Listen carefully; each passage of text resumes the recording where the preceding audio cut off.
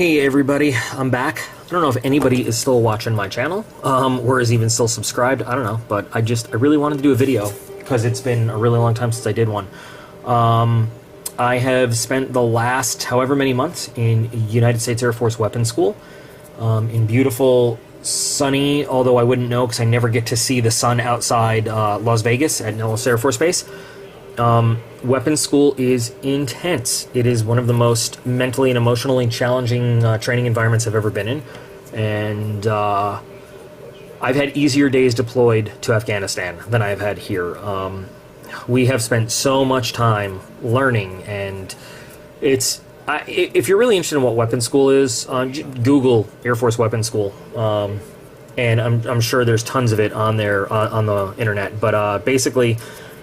they're making tactical experts out here. I'm pretty lucky because mainly this is a course for pilots and officers. It's very rare that enlisted folks get to show up here. They're started with 8 enlisted guys in our class out of 130. We've got a little bit to go, but there's down to 6 enlisted guys, and I don't know how many people are left, but people are starting to wash out of this course. It's a very, very intense course. I mean, we have had, I think the longest day I had was 37 hours from mission briefing to mission execution to debriefing, and yeah, I mean, I'm a million times smarter than I was when I got here, and I've learned a million new techniques that I never would have known otherwise to do my job, but it's pretty intense. Anyway, I have missed doing videos. I grabbed the 757, literally, I picked it up at the UPS CERT facility on my way out of town when I came out here several months ago. I did a video, it's kind of rushed. I haven't watched it or edited it, but I shot it when I first showed up here because I, had a day doing nothing before class started. I don't know what condition it's in. If it's not good, I will do another one with the Benchmade 757, and y'all remember we were waiting for the 757 review for the Benchmade Gripillion giveaway contest that I was going to do. And then the Benchmade 800 Loco, which to me is kind of like a Gripillion on steroids, but it's actually a pretty decent knife. I'll see if I can get the video for both of these posted and everything. By the time this video gets posted, I should be on my way home from here, hopefully a graduate of this course, and not just a washout, but we'll see about that. So what I'm going to do the video on today is actually something a little bit different. Once upon a time, in Afghanistan, actually, I posted a video about making 550 cord or parachute cord bracelets because somebody had asked me. I have gotten so many PMs and stuff, and just, people walk up to me around here and everything and ask about this bracelet that I wear, and I've been wearing it for quite some time now. I don't know how many deployments I've gone through, but it's a kind of a unique design because it's just something I figured out how to do. As opposed to the regular kind of standard bracelet that most people make out of parachute cord. I think I have an example of one. This is the bracelet shape that most people are used to, and then I came up with something different. So I've been asked so many times, how did I make this, and what is this called? And so what is it called? I don't know. It's just something I came up with. I figure I'll put out a video on how to make this one, because so many people have asked and showed interest in it. And I actually just made another one, because I had to learn how to do this one again in order to make a video. So I made this one just the other day, and sort of because I put the white cord in the middle, it's a little easier to see the knots that go into it from start to finish. By the way, I'm making this video in my little billeting room. I have such a bizarre little setup here, a video camera duct taped to a big thing of peanut butter, duct taped to the desk, because I never intended to make videos. I didn't bring any of my equipment out here or anything. So, okay. So to make this, you can make this with 2 colors. You can make it with 1 color if you want. I mean, it doesn't really matter. I like it because it stands out. I like it because it's, a little more time-consuming, a little more skillful to make than the standard bracelet, and it just has a nice look to it. So I'm going to go ahead and walk you guys through this. So to make this bracelet, you are going to need some supplies. Number 1, you're going to need something to cut with. You're going to need your 550 cord, obviously. And you can use whatever you want. I just used what I bought at the BX here, so it's a Brigade Quartermaster brand, and I have a package of Foliage Green and a package of Coyote Brown. And just to make it interesting, I found this at a store. It's glow-in-the-dark 550 cord, which is actually what this is right here.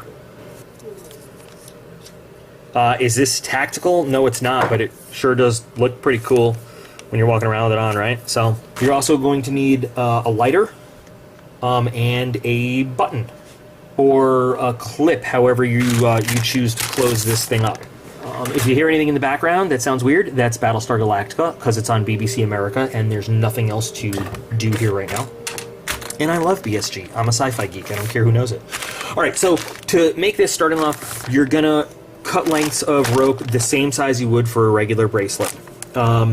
So typically, to do the standard one of these, you're going to need lengths of cord that is 4 times the size that you want it to be. Or as a general rule of thumb, I say take the cord, right, extend it out, hold it fingertip to fingertip with your arms extended all the way out, double that, and that's about the length that would be suitable, perfect for a bracelet. All right, now for the middle part, the glow-in-the-dark, you don't need nearly as much. You really need to figure out how long the bracelet itself is going to be, and just a little bit extra. And on this part, we're going to take the inside cords out, the little threads. So let's figure this out exactly. All right, so here's what we're going to do. We're going to start by folding the white cord, the glow-in-the-dark cord, in half. We're going to take the 2 outside cords that we're going to do the weaving with, put them together end to end, and then let them fold out to the sides like this. All right, so we're ready to start.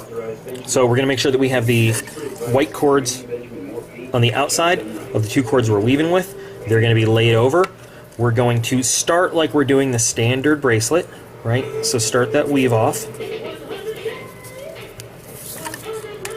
All right. Now here's the thing. As we cinch this through a little bit, what we want to do is we want to pull the ends of the white cord through. Now, there's probably an easier way to start this off, but this is the way that I remember how to get it done right. So,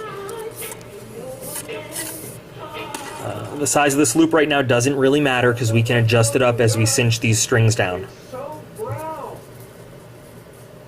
That should do nicely.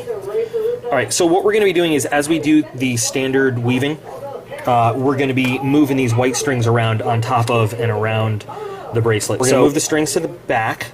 Do what you always do. Start another business. We're going to weave with them behind. Does that make sense? Everybody see how we got them set up? And there's a lot of cinching that goes on while making this bracelet to make sure that we got everything nice and tight. Now once you get kind of this step, you sort of, as you're weaving, you lock yourself into the size of the loop. So this is when you want to make sure you have the loop just the right size. Because once we tighten all these strings, it's going to be really hard to adjust it. All right, now we're going to start the crisscross along the top. Now you can vary this pattern up or make it match every time. I like to make it match every time, left and then right, left and then right, left and then right. So, all right, so now what we're going to do is we are going to push the strings up, loop around them. Okay, so we don't want them going through these loops. We just want them in front of the main cords on the sides. All right, cinch that down real good. There we go. Now we're ready to start the crisscross pattern. So I'm going to go left and then right. So, crisscrossed. And you see the strings kind of exit the back.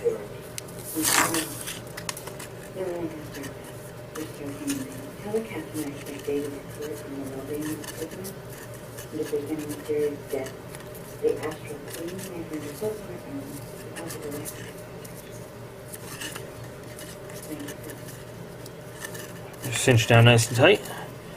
And now the first one's done. So now we'll bring the strings back to the front. And start the next loop. Oop. Get to the front.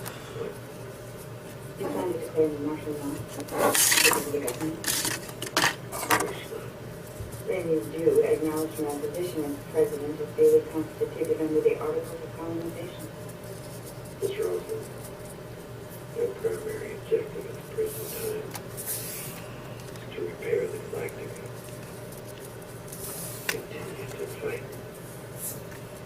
we do know at this moment is that there are 50,000 civilian refugees up there who don't stand a chance of our ship to protect them. We're aware of the tactical situation. I'm sure that you'll all be safe here in Ragnar after we leave. Where do you leave? Where are you going? Find the enemy. We're at war. That's my mission. 2. And then on the reverse side, we get kind of the, I don't know what you want to call those, shoelaces, train tracks, whatever, but and you can wear this either side showing, whichever side you like better, obviously. I like this side showing. A little more time consuming than the standard bracelet, but I think the results are worth it for something that looks different from what everybody else has, right?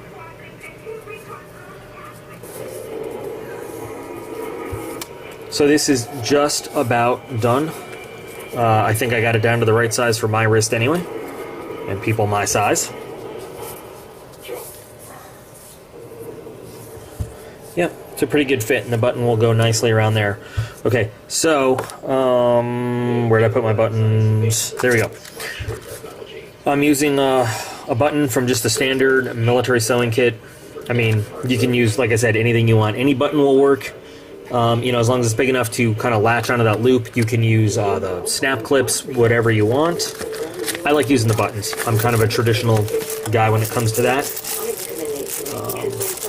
I actually have a butt ton of the little snap clips at home. I just don't really use them.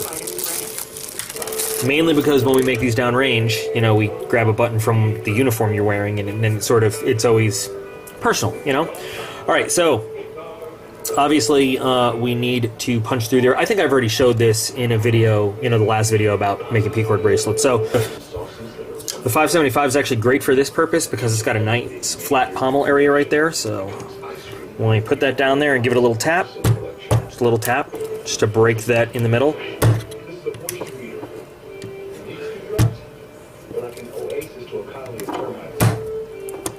You're not trying to stab this into the desk. You're just trying to break out these little hole areas here, and you know, this is a lot better on your hand than this. There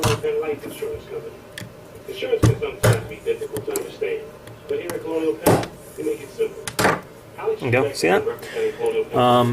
Now I'm just going to sort of clean that out and make the hole a little bit bigger. Alright, now we're going to just make sure all these cords are nice and tight. And we're going to start cutting and burning to lock this thing all off. Dad, I got this. So your room's fine, 60% off. My hotels do just fine. 912 empty rooms last month says otherwise. Some people like to actually set these ends on fire to melt them a little bit better. I don't. Bad empty rooms. I just like to get them nice and melty.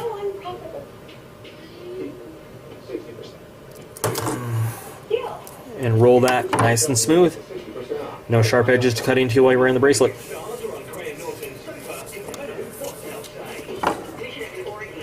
Alright. It's not required, but I'm going to trim the ends of these just to make it a little easier to fit them through the buttons there.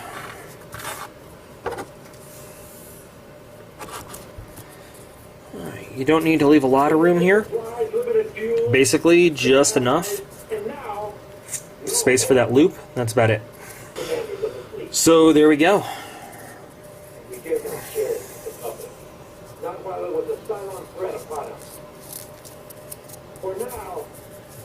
All told, I mean, we're talking less than 20 minutes from start to finish on this thing. So like I said, this works great with 3 colors, 2 colors, 1 color, whatever you want to do, and it's just a really nice look. And once again, the glow-in-the-dark cord. Just a nice touch. Not tactical at all, but, you know, the boys love these because they're glow-in-the-dark. So I just did that for illustration purposes to make this a different color, and now I'm just going to play with the flashlight and make it glow all night. Anyway, that is basically it. So I've got a little bit more time here at Nellis to make it through this course to finish off Class 15 Alpha. Looks pretty good, doesn't it? It's our patch that we had made. When I do get home, I have those Benchmade Griptilians waiting so I can do the Benchmade Gripillion blade steel test and then the remodel and the giveaway on them. I'm going to see if I can actually upload the review of the 575. If you guys have any cool ideas, anything you want to see, you know, let me know, because I'm going to be looking for ideas. And so for everybody that wanted to know about this bracelet that I've been wearing and how it's made and what it's called, still don't have a name for it. So you guys want to come up with names for whatever you call this, the crisscross, whatever, I don't care. But that's how it's made. That's how it's done. So I hope that makes people happy. All right, guys. Thanks a lot for watching. For those of you who are still subscribed to this channel, even though it's been kind of blank for, I don't know, 6-7 months now, hey, I appreciate it. I'm going to have to come up with something special for you guys. But otherwise, spread the word that Doc P is back, and going to be putting out some more videos and stuff in the very near future. And I will see you all later.